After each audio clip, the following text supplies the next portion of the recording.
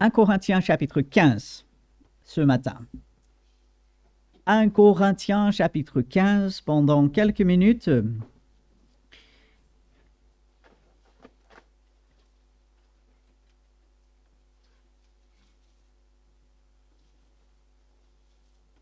Lorsqu'on essaye d'imaginer comment ça devait être le jour de la résurrection, ces femmes qui vont au tombeau, elles espèrent trouver un corps, tout simplement. Elles pensent, on va accomplir envers le corps de Jésus ce que nous n'avons pas pu faire il y a quelques jours. Et l'étonnement de ce qu'elles trouvent, les anges, corps disparu, Jésus qui apparaît, la joie, les sentiments partagés, ensuite les disciples qui entendent parler de cela, tout ce qui se passe ce jour-là, le bouleversement. Et en y pensant, on se dit, surtout si on est enfant de Dieu, gloire à Dieu, parce que c'est grâce à la résurrection de Jésus-Christ que nous sommes sauvés, et merci Seigneur. Mais finalement, c'est un événement dans le temps, il y a pratiquement 2000 ans, aussi grand soit-il, aussi important, aussi cher à notre cœur en tant qu'enfant de Dieu. On est 2000 ans plus tard, on vit dans un monde assez chaotique, on vit dans un monde égoïste, on vit dans un monde où c'est difficile sur beaucoup de plans, travail, relations. Et on se dit, Jésus est ressuscité, gloire à Dieu, amen. Et alors? Vous le savez, j'aime bien poser cette question, et alors? Je frustrais les jeunes, quand on avait le groupe de jeunes, je disais aux jeunes, et alors? Ils disaient quelque chose, et alors? Pour pousser la réflexion. La résurrection de Jésus-Christ, le fait qu'il ressuscite, qu'il est vivant aujourd'hui, qu'il est à la droite du Père, mais en même temps, il est avec nous, parce qu'il l'a promis. Et alors? Et entre autres, Paul, il va montrer plusieurs conséquences concrètes de la résurrection de Jésus-Christ dans ce passage. Il y a 58 versets, n'ayez pas peur, nous n'allons pas lire les 58. Je vous laisse faire cela, c'est très encourageant. Mais déjà, avec le verset 1, si vous êtes avec moi, 1 Corinthiens chapitre 15, verset 1, « Je vous rappelle, frères, la bonne nouvelle. » Chaque fois que vous voyez « évangile » dans votre Bible, vous pouvez remplacer par « bonne nouvelle ». La bonne nouvelle que je vous ai annoncée, que vous avez reçue, et dans lequel vous avez persévéré, et par lequel vous êtes sauvés, si vous le retenez dans les termes où je vous l'ai annoncé, autrement vous auriez cru en vain. Ce verset, croire, va revenir à la fin du verset 11, c'est ce que vous avez cru. La résurrection de Jésus-Christ, il faut y croire. Pas simplement juste comme ça, oui, on m'a dit que ça s'est passé comme ça. Non, c'est la confiance.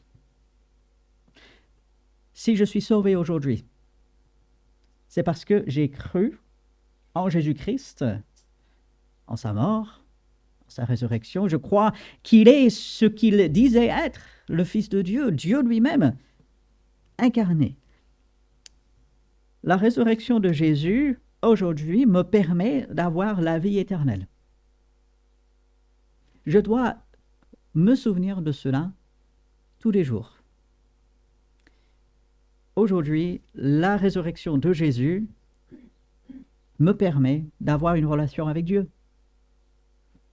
Aujourd'hui, la résurrection de Jésus-Christ me permet d'avoir la perspective de l'éternité avec Dieu, et non pas l'éternité dans un lieu de souffrance que la Bible appelle le lac de feu.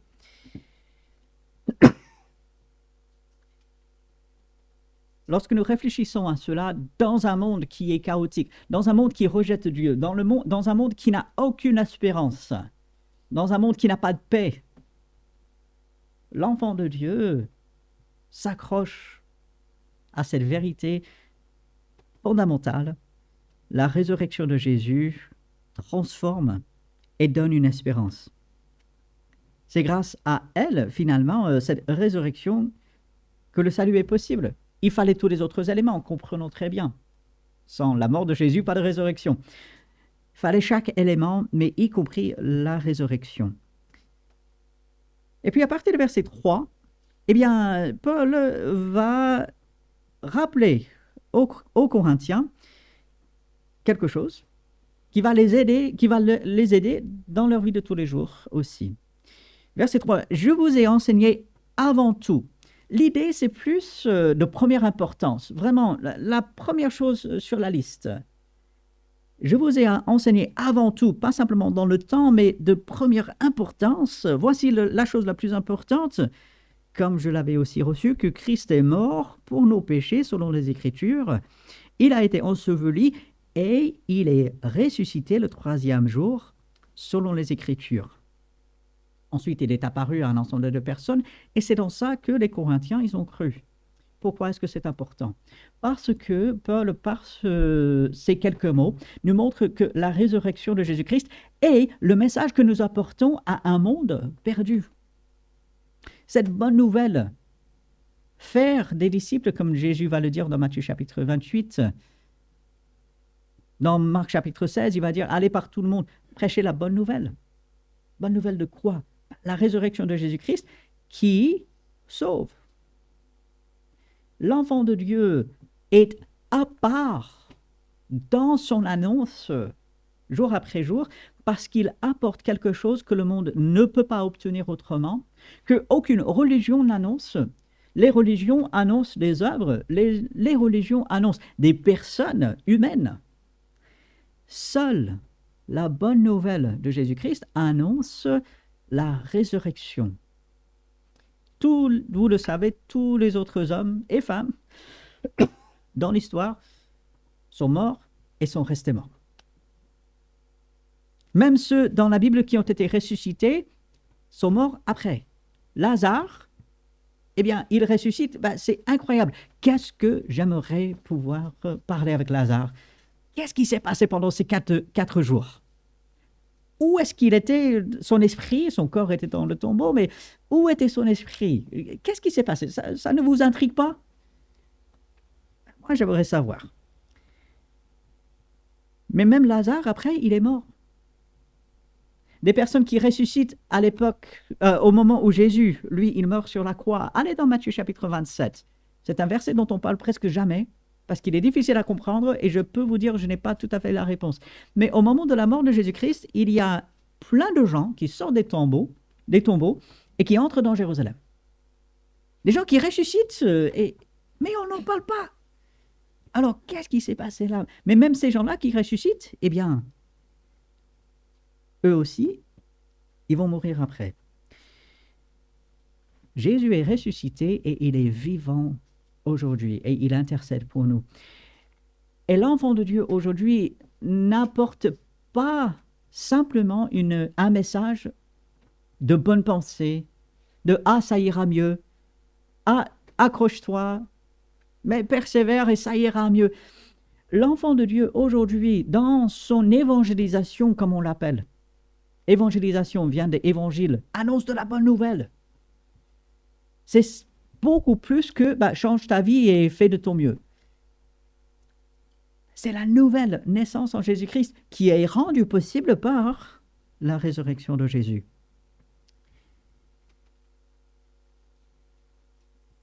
Aujourd'hui, si je suis enfant de Dieu, le fait que Jésus est ressuscité doit stimuler mon évangélisation, doit m'encourager devant des gens qui refusent. Parce que j'apporte un message qui ne dépend pas de moi. Bien sûr, je veux que les gens, ils acceptent. Des collègues de travail, aussi bien, aussi mauvais soient-ils, eh bien, ils ont besoin du salut en Jésus-Christ. Et quel message est-ce que je leur apporte? Ah, mais arrête de faire le mal et fais le bien. C'est bien. Il faut arrêter de faire le mal, il faut faire le bien. Mais l'enfant de Dieu apporte beaucoup plus que cela. L'enfant de Dieu apporte la transformation à Jésus-Christ. Et comment tenir lorsque les gens refusent et refusent et refusent? On serait tenté peut-être de changer un peu le message pour qu'il soit bien reçu. On serait tenté peut-être de simplifier trop, peut-être de compliquer trop, alors que le message du salut en Jésus-Christ est très simple. Paul, il le met dans quelques lignes. Ça a été prophétisé, Jésus, il meurt, il est enseveli et il ressuscite. Et dans ça, il faut croire. Aujourd'hui, si je suis enfant de Dieu et que j'évangélise, que je parle avec mes collègues de travail, que je parle avec la famille, et qu'il y a un refus constant, qu'est-ce qui m'aide à tenir? Qu'est-ce qui m'aide à persévérer, à continuer d'apporter ce message? C'est le fait que Jésus est ressuscité. La mort n'a pas pu retenir Jésus. Et ainsi, rien ne déraillera pas le plan de Dieu. Rien ne fera que le plan de Dieu ne s'accomplisse. Et alors que je pourrais me décourager dans mon évangélisation, je pense à la résurrection de Jésus. Ah! Il est ressuscité. Et ainsi, je persévère. Je ne sais pas lorsque les gens ils vont se convertir. Je ne sais pas quand le déclic aura lieu, qu'ils vont passer de la mort à la vie, qu'ils vont passer du royaume des ténèbres au royaume de la lumière. Je ne connais pas le moment de leur nouvelle naissance, mais j'annonce la puissance de la résurrection et ainsi je persévère. Lorsque nous sommes tentés d'être découragés dans l'évangélisation, pensons à la résurrection de Jésus. Ah! C'est sûr et certain. Et ainsi, c'est ce que j'apporte autour de moi. Dans la suite de ce passage, Paul va traiter un problème à Corinthe, un problème doctrinal. Certains disaient il n'y a pas de résurrection. Et Paul est très clair, il est très direct. Bien sûr, il y a une résurrection parce que Jésus est ressuscité. Et ça nous montre que la résurrection de Jésus nous aide à y voir clair dans la doctrine. Si on est bien clair sur la résurrection de Jésus, lorsque on sait très bien qu'il est bien mort, il a passé 3 jours dans la tombe et qu'après il est réellement ressuscité par la puissance de Dieu, le tombeau vide qui est représenté ici, qui est représenté là, c'est une réalité. Jésus est réellement sorti de la tombe. Il a été vu, il est resté pendant 1 mois et demi avec ses disciples avant de remonter au ciel. Lorsque je suis bien ancré là-dedans, et lorsque je vais vers Jésus avec une confiance entière dans son œuvre, ça m'aide à rester dans le droit chemin en ce qui concerne la doctrine. Je ne serai pas attiré par de faux enseignements. J'aurai une base solide. Voilà pourquoi il est important de revenir souvent à ces choses de base. Si je posais la question, est-ce que Jésus est ressuscité? Je pense que tout le monde ici répondrait oui. C'est presque une question inutile à poser parce que la réponse est tellement évidente. Mais bien sûr que oui. OK. Et maintenant, sur la base de cela, notre croyance, notre doctrine, et puis la mise en pratique de cela au jour le jour, comment ça va être? Lorsque je rencontre des choses difficiles, à quoi est-ce que je vais m'accrocher? Parce qu'il y a des questions difficiles. J'en veux pour preuve, verset 29. Au milieu de toute cette discussion, autrement, dit Paul, que feraient ceux qui se font baptiser pour les morts si les morts ne ressuscitent absolument pas? Pourquoi se font-ils baptiser pour eux? Alors, le baptême pour les morts, je veux être très clair, ce n'est pas du tout une pratique qu'il faut faire. Ce n'est pas quelque chose que nous pratiquons ici, ce n'est pas quelque chose que nous approuvons en aucun cas. Et ce n'est pas sûr que les Corinthiens pratiquaient cela. Mais c'était quelque chose dont ils avaient connaissance. Ils semblaient approuver quelque part. Donc, une question difficile. Mais qu'est-ce que ça veut dire? Pourquoi ce baptême, cette immersion? À quoi ça servait? À qui on le faisait et tout? Bon. Je n'ai pas toutes les réponses. Je doute que vous les ayez non plus. Mais Paul, il traite une question quand même assez complexe au milieu de cette discussion sur la résurrection. Ce qui fait que lorsque on est confronté avec des choses que nous ne comprenons pas totalement, des choses difficiles de la Bible, de se dire, ah, peut-être je ne sais pas tout, peut-être je ne saisis pas tout, Dieu éclaire-moi, mais en attendant, qu'est-ce que je sais? Je sais que Jésus est ressuscité. Et je vais partir de ce point-là. Et je vais laisser cette assurance-là me diriger dans mes réflexions, comme Paul va faire ici. Jésus est ressuscité, et donc à cause de cela, il y a tout un ensemble de conséquences. Parce que Jésus est ressuscité, et ça, et ça, et ça. Vous lisez ce chapitre, c'est ce que Paul, il dit, mais il part du fait que Jésus est ressuscité. Les Corinthiens auraient pu dire, et alors? Et Paul leur dit, alors ceci. Donc la doctrine. Voilà pourquoi il est tellement important d'être ancré, avoir cette base tellement solide, enracinée dans ce que nous appelons les fondamentaux. Et une des choses fondamentales, c'est la résurrection de Jésus, qui nous aide aujourd'hui. Ce n'est pas parce qu'on a 10, 20, 30, 40 ans de vie chrétienne qu'on peut dire, bon, ça y est, je ne serai jamais tenté par un mauvais enseignement, je saurai identifier tout ce qui ne correspond pas à un bon enseignement. Non. Bien sûr, plus nous avançons avec le Seigneur, plus facile ce sera d'identifier les mauvais enseignements, mais on n'est jamais à l'abri. Et nous devons filtrer toutes nos croyances spirituelles et bibliques par ce que Dieu a révélé clairement. Et une des choses qu'il a révélées clairement, c'est la résurrection de Jésus-Christ.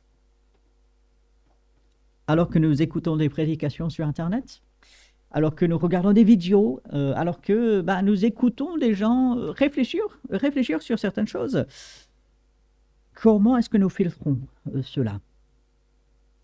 Est-ce que nous acceptons tout? Faut agir avec discernement. Est-ce que nous rejetons tout? Tout n'est pas à rejeter, il y a des choses que nous pouvons retenir. La vérité fondamentale de la résurrection de Jésus-Christ nous aide. Ensuite, à partir du verset 35, Paul va dire que la résurrection de Jésus-Christ nous aide lorsque nous sommes confrontés avec des choses mystiques. Alors, n'ayez pas peur de ce mot. Des choses que nous ne pouvons pas saisir, des choses que finalement nous ne savons pas et que nous ne pouvons pas savoir. Alors, regardez à partir du verset 35. Mais quelqu'un dira, comment les morts ressuscitent-ils? Et avec quel corps viennent-ils? On est maintenant à l'étape où quelqu'un a compris, d'accord, Jésus est ressuscité, gloire à Dieu. À cause de cela, nous ressusciterons en tant qu'enfants de Dieu. Ok, formidable. La question logique suivante, c'est comment sera ce corps? Est-ce que j'aurai toujours le même corps physique que j'ai maintenant? Est-ce que ce sera autrement? Est-ce qu'on aura simplement 2 bras? Est-ce qu'on n'en aura pas peut-être 4? Est-ce que... bon, on peut aller très loin, vous comprenez.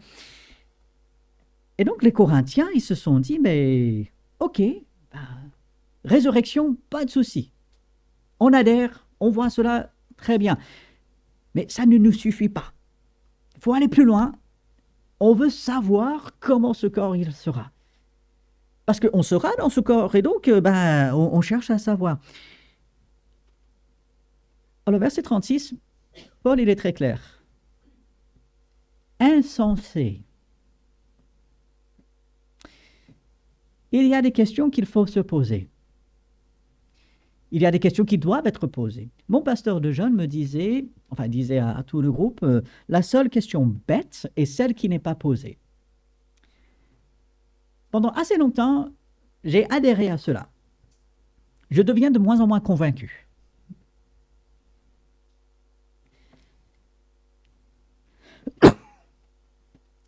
Il y a des questions, bien sûr, qu'il faut se poser.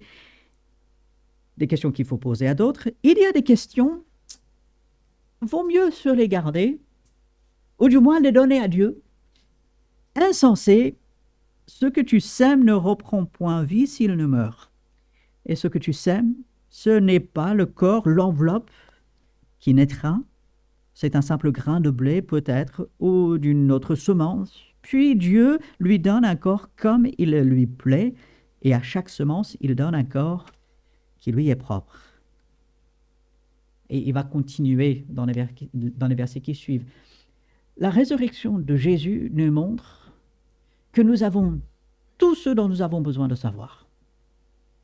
Bien sûr, on aimerait savoir plus. Combien je vais mesurer? À quoi ça va ressembler exactement? Quel âge j'aurai? Ou du moins, à quel âge je ressemblerai? Est-ce que je vais vraiment ressembler à l'âge que j'ai quand je meurs? Est-ce que j'aurai la vingtaine, la trentaine? Et Paul dit, en fait, ce ne sont pas les bonnes questions. On a déjà tout ce qu'il nous faut savoir, c'est-à-dire, nous aurons un corps, et ce corps, il sera parfaitement adapté pour les conditions auxquelles il sera confronté, c'est-à-dire vivre avec Dieu pour l'éternité.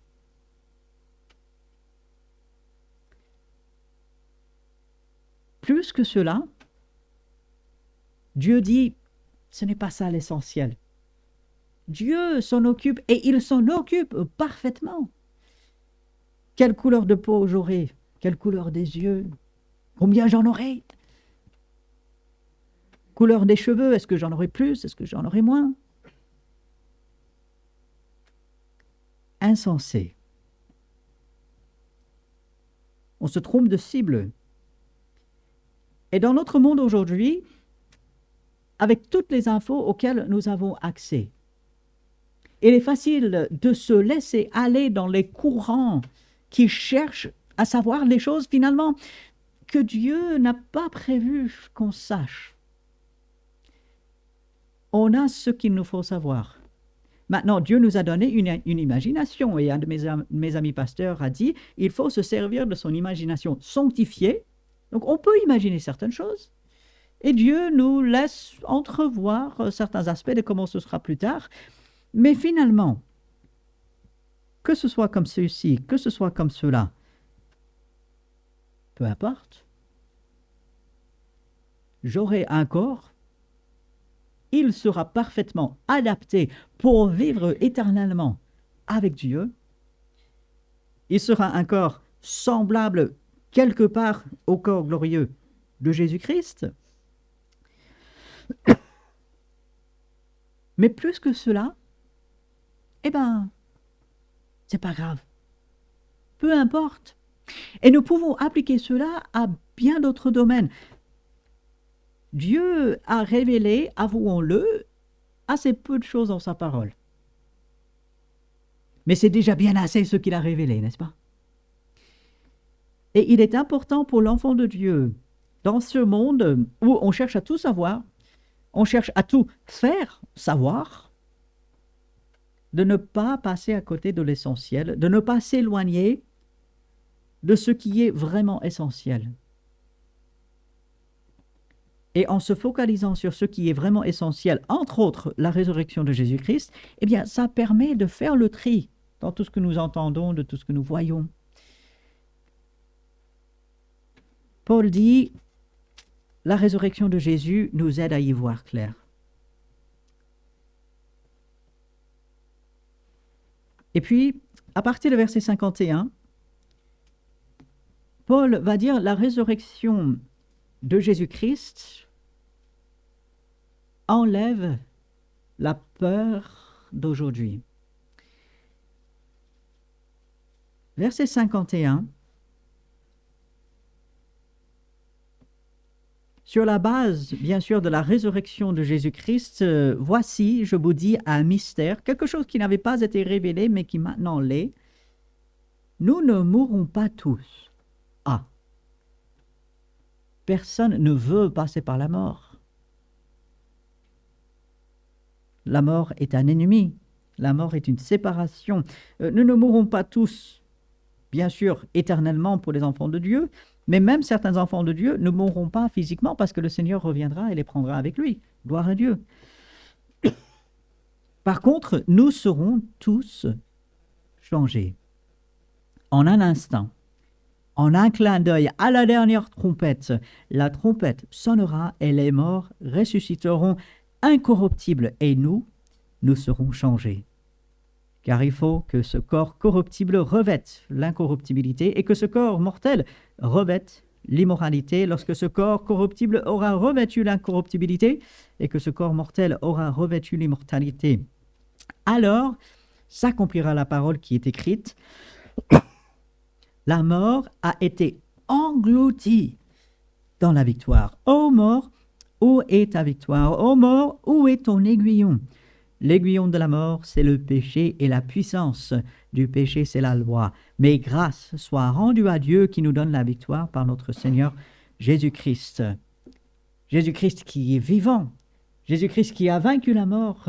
Et aujourd'hui, pour l'enfant de Dieu, la peur ne doit pas exister concernant la mort. On peut redouter de souffrir, n'ayez pas peur de cela. N'ayez pas honte d'une peur de redouter de souffrir. Et finalement, parce que la plupart du temps, la mort est quelque chose de terrible, lorsqu'on parle de maladie, lorsqu'on parle d'accident, lorsqu'on parle d'autre chose, la mort est quand même quelque chose de terrible, elle peut être brutale, mais nous ne devons pas, en tant qu'enfants de Dieu, en avoir peur. Et si nous avons peur de la mort, il faut revenir à la résurrection de Jésus-Christ, parce que la mort n'est pas la fin.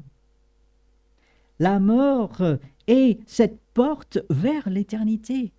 C'est d'ailleurs une des meilleures choses qui peut arriver à l'enfant de Dieu, parce que ce n'est pas la fin, c'est le début de la meilleure partie de notre vie. La mort dont nous entendons parler, que ce soit dans les différents conflits dans le monde aujourd'hui, que ce soit dans les accidents. Là, il y a eu deux motos qui sont entrées en collision, je crois que c'était hier, donc dans la région. Je pense au moins un des motards est mort, l'autre sévèrement blessé. Des accidents de la route, on entend parler très souvent. Des morts à cause de la maladie, des personnes face soit à des cancers ou d'autres maladies. Et voilà, la mort est quelque chose auquel nous sommes confrontés. Mais l'enfant de Dieu, par Jésus-Christ, peut confronter la mort, aussi terrible qu'elle soit, avec une paix que le monde ne connaît pas. La réaction de l'enfant de Dieu est différente face à la mort parce que Jésus est ressuscité, parce que Jésus a vaincu la mort. Grâce soit rendue à Dieu qui nous donne la victoire par notre Seigneur Jésus-Christ. Et puis finalement, le dernier verset. La résurrection de Jésus-Christ nous aide avec notre quotidien au jour le jour. C'est comme ça que je résume ce verset.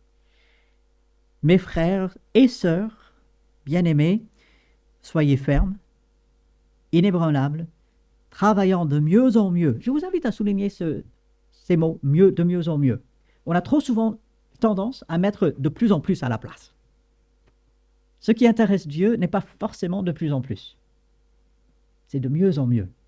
Et quand on le fait de mieux en mieux, par sa grâce, on pourra par moments faire de plus en plus. Mais ce qui intéresse le Seigneur, ce à quoi il nous appelle, c'est surtout de mieux en mieux, ce qui veut dire la fidélité aussi. Travaillant de mieux en mieux à l'œuvre du Seigneur, sachant que votre travail ne sera pas vain dans le Seigneur. Ce Seigneur ressuscité, ce Seigneur qui a accompli parfaitement son travail et qui nous montre l'exemple et qui nous aide jour après jour à faire pour sa gloire ce à quoi il nous a appelés. Le découragement s'installe tellement vite. Et ne croyez pas que les pasteurs sont exempts de cela. Les pasteurs sont des personnes tout à fait comme vous. À l'exception qui portent une cravate. Non, je rigole. Le découragement peut s'installer si rapidement. La lassitude. Mais encore, non, mais c'est pas possible.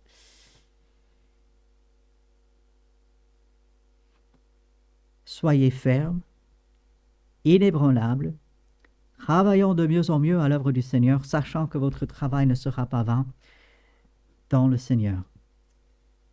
L'enfant de Dieu fait son travail pour le Seigneur.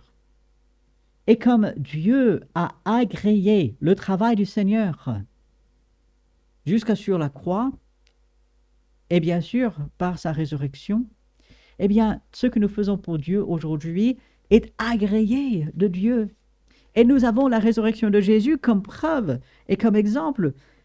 Et alors que je commence à me décourager, alors que je commence à faiblir, alors que je commence à me poser toutes sortes de questions, peut-être auxquelles je n'ai pas tout à fait les réponses, la résurrection du Seigneur. Il est vivant, il est avec moi, il m'accompagne, il m'aide. Et mon travail, quel qu'il soit ce travail que je fais dans le monde, que ce soit le service que je fais pour le Seigneur, que ce soit l'aide que j'apporte aux frères et sœurs, que ce soit les prières que j'élève pour ceux qui sont en difficulté, tout ce que je fais, je sais que ce n'est pas vain. Dieu voit, il tient les comptes, et à la fin, il récompensera.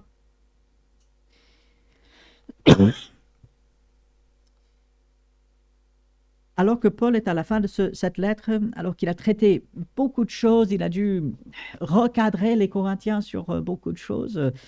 Une chose lui tient à cœur, fortifier, aider ses frères et sœurs avec cette idée de la résurrection de Jésus pour aujourd'hui. Jésus est ressuscité, gloire à Dieu, dimanche de la résurrection. Et demain, le lundi de Pâques, alors que c'est férié, alors que nous allons pouvoir nous reposer, nous allons pouvoir faire tout ce qu'on a projeté de faire, Jésus est ressuscité. Et ça change la vie. Ça permet de témoigner avec audace et avec précision. Ça permet d'éviter des erreurs doctrinales.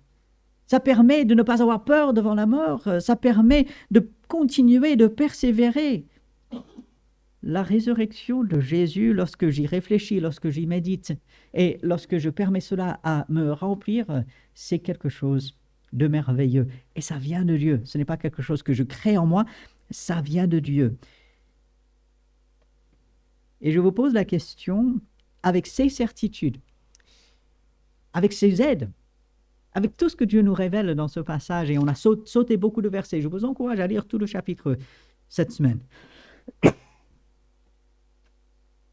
Avec tout ceci, qu'est-ce qui est trop difficile pour nous cette semaine? Qu'est-ce qui est trop dur? Confrontons-le avec ces vérités. Avançons. Nous avons un Sauveur vivant qui nous accompagne pas à pas. Il est à l'œuvre et nous sommes à l'œuvre avec lui. Comment ça va se voir dans ma vie aujourd'hui, pendant cette semaine? Quelle différence la résurrection de Jésus va faire dans ma vie cette semaine? C'est une question que nous devons continuellement nous poser, en nous assurant bien sûr d'abord que nous sommes venus à Jésus-Christ pour le salut, que nous l'avons accepté, que nous sommes au bénéfice de cette puissance de la résurrection. Et si nous le sommes, de vivre dans cela, jour après jour.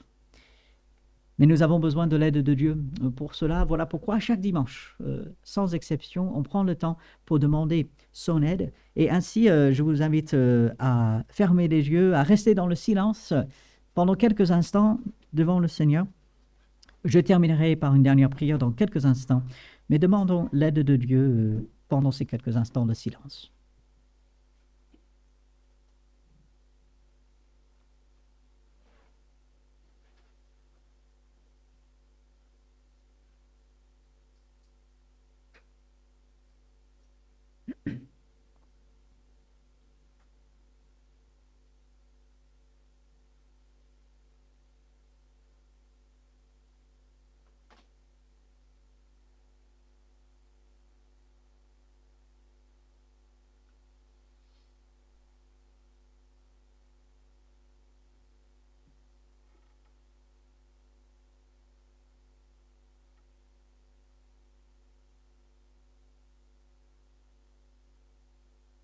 Nous te louons, Seigneur, que tu es vivant encore aujourd'hui.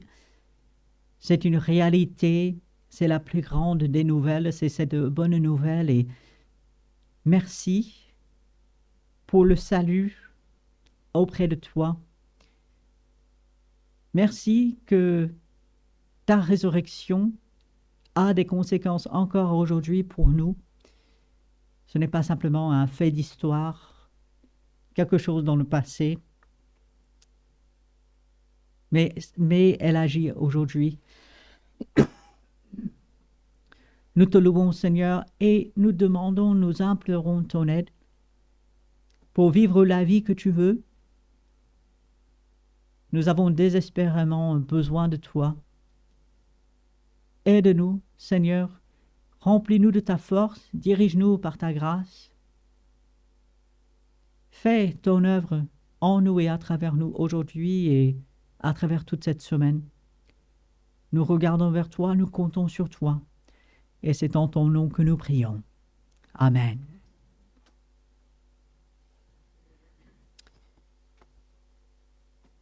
Nous allons chanter ensemble un chant qui se trouve dans le recueil « À toi la gloire ».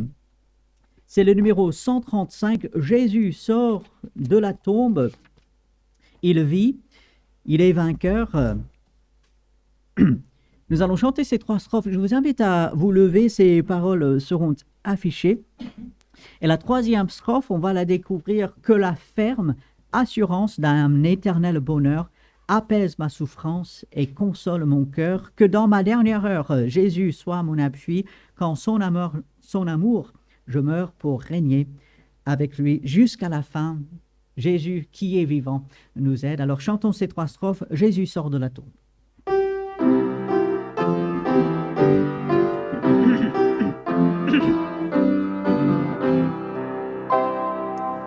Jésus sort de la tombe, il vit, il est vainqueur. Déjà la mort succombe devant le Rédempteur. Chrétiens chantant sa gloire, célébrons sa grandeur.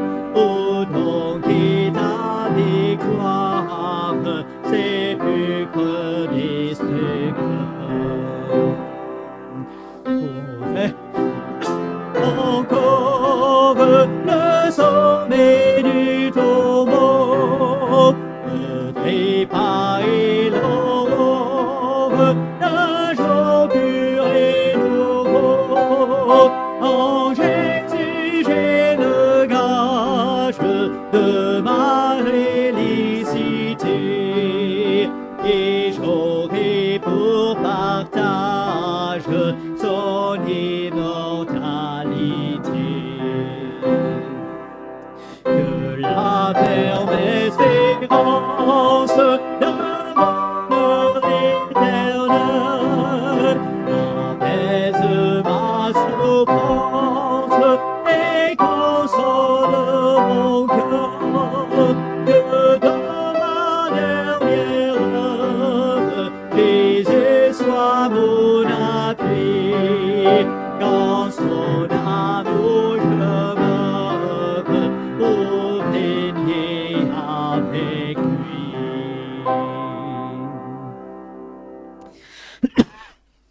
Bien, vous pouvez prendre place.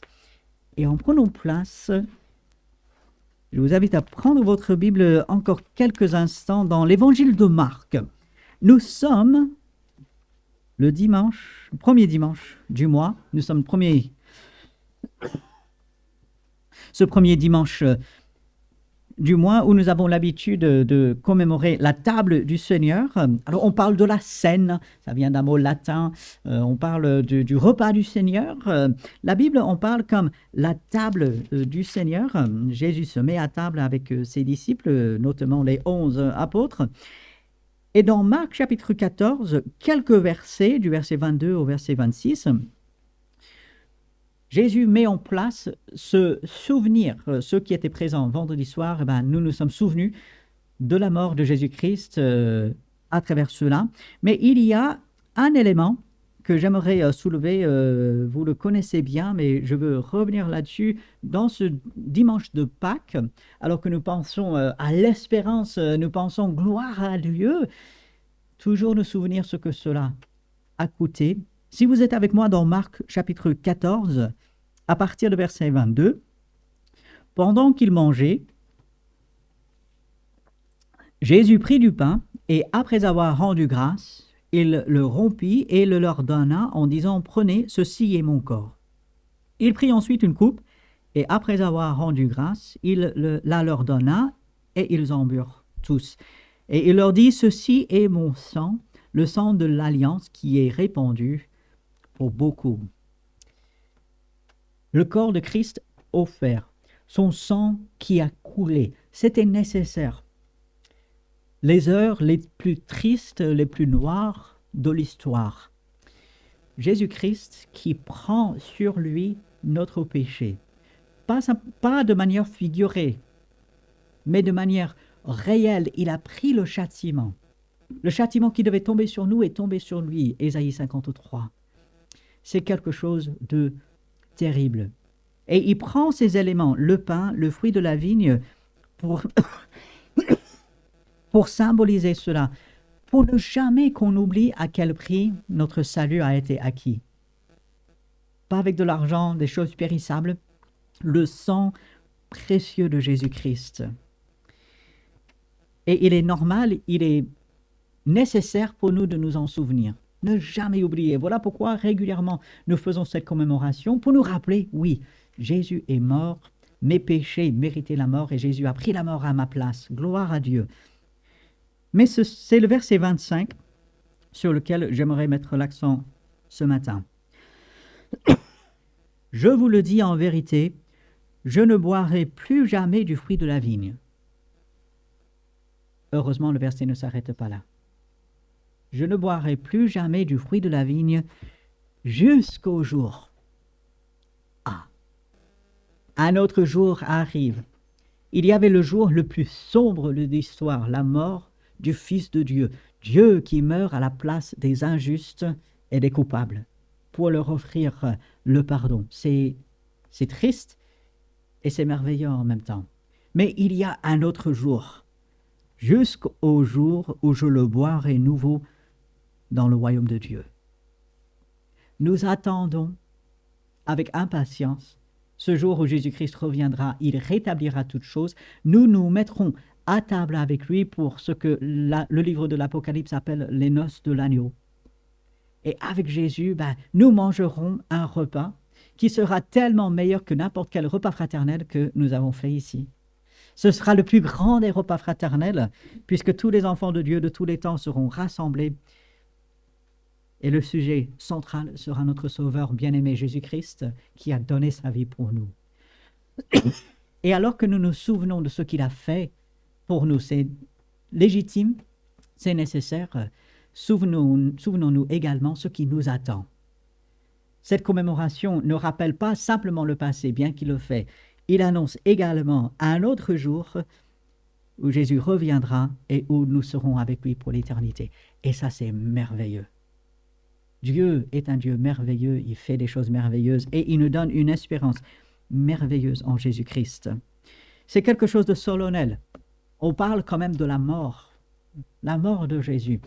Et à cause de cela, Paul il recommande aux chrétiens de Corinthe de s'examiner, de ne pas venir à cette commémoration n'importe comment, avec des pensées un peu peut-être dissipées, mais avec des pensées centrées sur Jésus-Christ. Et j'aimerais croire qu'avec tout ce que nous avons fait ce matin, c'est plutôt facile.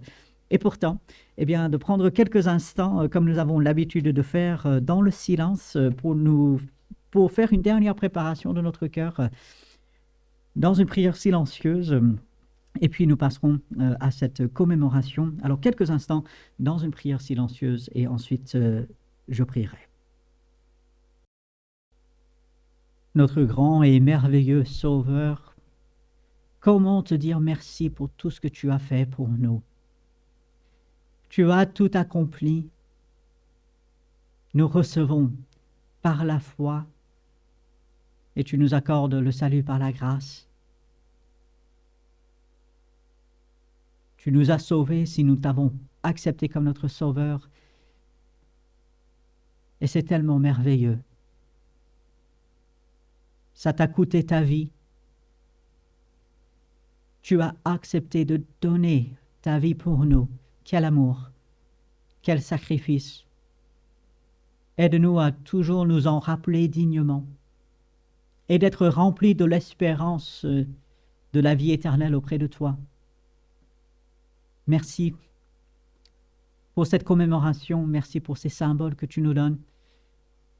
Sois glorifié à travers cette commémoration que nous faisons en ce moment. En ton nom. Amen. Je vous laisse avec quelques versets dans Philippiens chapitre 2. C'est pourquoi, parce que Jésus a été obéissant jusqu'à la mort sur la croix et que aussi Dieu l'a ressuscité, c'est pourquoi Dieu l'a souverainement élevé et lui a donné le nom qui est au-dessus de tout nom, afin qu'au nom de Jésus, tout genou fléchisse dans les cieux, sur la terre et sous la terre, et que toute langue confesse que Jésus-Christ est Seigneur, à la gloire de Dieu le Père. Voici notre mission, proclamer la gloire de Dieu en Jésus-Christ. Que Dieu nous aide avec cela, qu'il vous accompagne chacun aujourd'hui en ce jour de Pâques et tout au long de la semaine. Allez avec la bénédiction de Dieu, saluez-vous les uns les autres, à très bientôt.